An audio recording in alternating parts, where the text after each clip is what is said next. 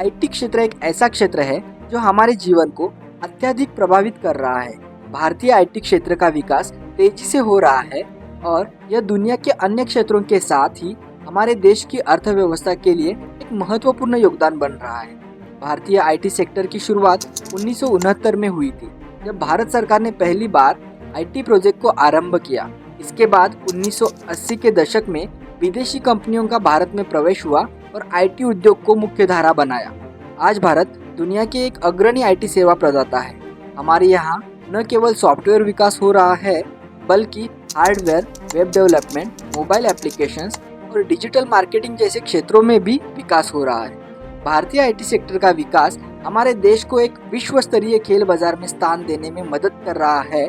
इसके साथ ही यह लाखों लोगों को रोजगार प्रदान कर रहा है और भारत की अर्थव्यवस्था को मजबूत कर रहा है। आइए आगे बढ़े और जाने अधिक रोचक जानकारी भारतीय आईटी सेक्टर के बारे में। नमस्कार दोस्तों, द ओरिजिन में आप सभी का स्वागत है। And India's IT sector has grown by leaps and bounds in the last financial year, and COVID era has increased dependence of the world on IT services. ठीक 3 महीने बाद यानी करीब 62-63 सेशन बाद आईटी ने वापस कम बैक किया और साल के ऊपर चल रहा है। IT majors such as Infosys and Wipro along with some others are unlikely to visit college campuses. IT index ने अब तक 21% के रिटर्न्स दिए हैं। इस तरह का गजब का आउट परफॉर्मेंस आईटी इंडेक्स दिखा रहा है। एक समय की बात है जब भारत आज की तरह आईटी सेक्टर का एक महत्वपूर्ण खिलाड़ी नहीं था, लेकिन फिर भी एक सपने का अद्भुत संग्राम था जो भारत को एक आईटी राष्ट्र बनाने के लिए उत्तेजित कर रहा था। उस समय का नायक भारत के पूर्व प्रधानमंत्री राजीव गांधी जी थे। उन्होंने आईटी उद्योग को भारत में लाने का एक उत्साही संकल्प किया। उनके नेतृत्व में भारत ने आईटी क्षेत्र में एक नई परंपरा की शुरुआत की। 1984 में राजीव गांधी ने आईटी उद्योग के विकास के लिए एक नया द्वार खोला। उन्होंने भारत को एक आईटी राष्ट्र के रूप में उज्जवल करने का संकल्प लिया। 1986 में सरकार ने आईटी उद्योग के विकास के लिए नई नीतियों की घोषणा की। यह नीतियां आईटी क्षेत्र में निवेश को प्रोत्साहित करने, नवीनतम तकनीकी ज्ञान को बढ़ावा देने और उच्च शिक्षा के क्षेत्र में उत्तराधिकारिता सुनिश्चित करने के लिए थी। 1988 में राजीव गांधी जी के प्रेरणादायक कदम के बाद भारत में विदेशी कंपनियों ने आईटी क्षेत्र में निवेश करना शुरू किया। इससे आईटी सेक्टर में बड़ी रफ्तार से विकास हुआ और देश के विकास में महत्वपूर्ण योगदान दिया। 1990 के बाद भारतीय आईटी सेक्टर का विस्तार गति से हुआ और यह दशक 2005 तक एक नई ऊंचाई छू रहा था। इस समय के दौरान कई महत्वपूर्ण कंपनियों ने आईटी क्षेत्र में प्रवेश किया और भारतीय आईटी उद्योग को नई ऊंचाइयों पर ले गए।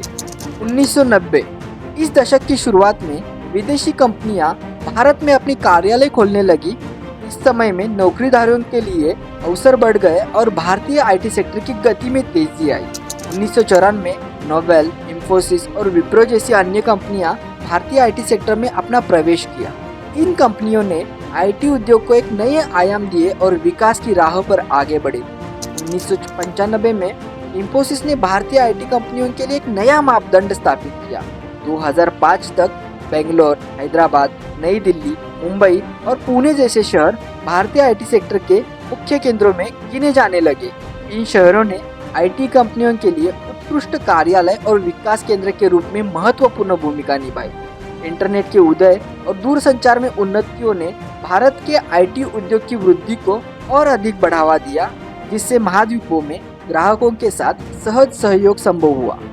आज भारत का आईटी उद्योग नवाचार, धैर्य और दृष्टि के माध्यम से क्या हासिल किया जा सकता है, इसका एक चमकदार उदाहरण के रूप में खड़ा है।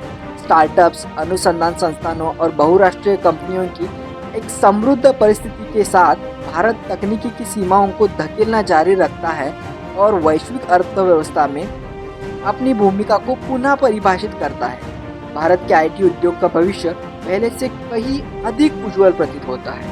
कृत्रिम बुद्धिमत्ता, मशीन लर्निंग और ब्लॉकचेन जैसी उभरती हुई तकनीकों द्वारा संचालित नवाचार की एक नई लहर के साथ भारत डिजिटल युग में वैश्विक नेता के रूप में अपनी स्थिति को मजबूत करने के लिए तैयार है। तो भारत का एक जमाना ऐसा था कि शरीर ढकने के लिए कपड़े और पेट भरने के लिए कोई भी खाना मिलेगा तो भी चलेगा। जब यहाँ बारिश न होने के कारण अकाल पड़ा था, तब अमेरिका ने घोड़ों को जो खाने के लिए गेहूं दिए जाते वो यहाँ के लोगों के लिए भेजे थे। और आज अपना भारत सिर्फ आईटी क्षेत्र में ही नहीं बल्कि farming, infrastructure, road and highways, manufacturing, space technology ऐसे कई सारे फील्ड में विश्व में खुद को आगे बढ़ा रहा है और मानवता को खुशहाली से भरने का प्रयास कर रहा है। तो ये थी भारत के आईटी सेक्टर की कहानी। आपको ये वीडियो अच्छा लगे तो लाइक करो, शेयर करो और आने वाले वीडियो देखने के लिए हमारे चैनल को सब्सक्राइब करो। तो दोस्तों मिलते हैं अगले वीडियो में, तब तक आज के लिए धन्यवाद।